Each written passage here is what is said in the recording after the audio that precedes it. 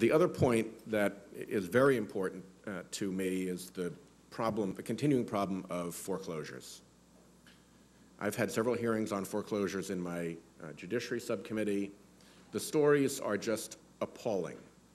When somebody has to go and tell their daughter that she's going to lose her bedroom and that all the stuffed animals have to be packed and that they're going off, it is a terrible family catastrophe when that happens.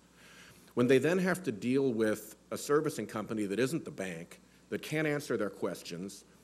Joe Burlingame, a firefighter from Woonsocket, told me at one of the hearings about the absolute nightmare that his family was put through just trying to deal with the bank. Another guy, Joe Vertolotti, who's an electrician in West Warwick, told me about his wife and he having to basically pass the phone when he came home from work and she went off to work because they were stuck on the phone going from voicemail to push button 2 to push button 3 for so many hours, 6, 7, 8 hours, over and over again. The personal cost of these foreclosures really comes home to roost on people in ways that are agonizing, in ways that are frustrating, in ways that are painful.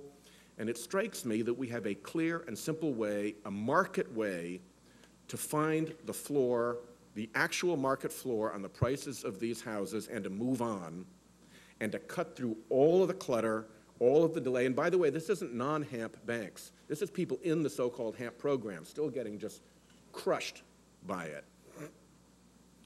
And that is to enable somebody when they're frustrated enough to say, you know what, to hell with it.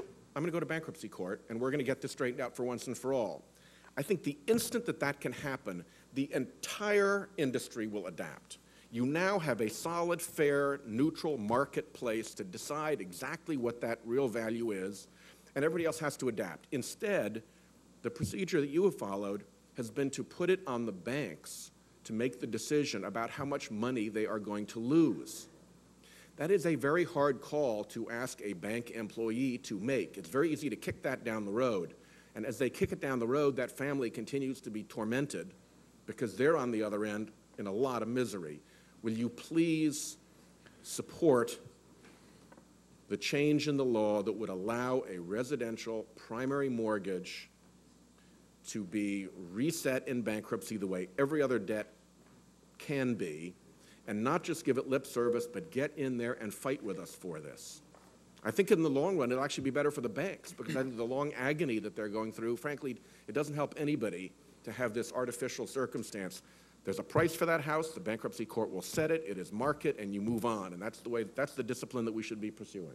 Senator, I completely agree with you that housing is still, you're still just seeing enormous devastation, and it's a basic symbol of all what was wrong in this crisis, what's unfair in it, because you saw people that were completely responsible, that are the victims of the fact that other people were taken advantage of, lived beyond their means, and you're seeing it directly affect the value of their house, prospect of keeping your house. It is deeply unfair, fundamentally unfair, and I completely agree that we have an obligation to do as much as we can to make sure that people who can afford to stay in their house do so as well, and it's not something you can solve with a single instrument. And you know the President has been supportive of carefully designed bankruptcy reform to reinforce this objective. Now, we are trying very hard. And the President has been supportive, and he actually supported the legislation when he was a senator. Yes, he did. But when we actually tried to bring it up last year, I would describe the support that his administration officials provided that effort as nominal at best.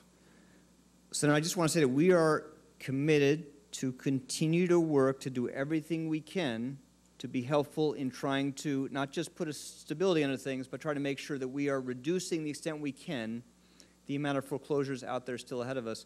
And I completely agree with you that we need to get, that banks and servicers need to do a much better job of trying to make sure they're converting these modifications into permanent modifications, and they are very substantial benefits. They wouldn't need to do a better job, or they would immediately do a better job if the consumer could go to the bankruptcy court and force that process, at least for those that are service mortgages and not held by a bank. I apologize. I'm 20 seconds over.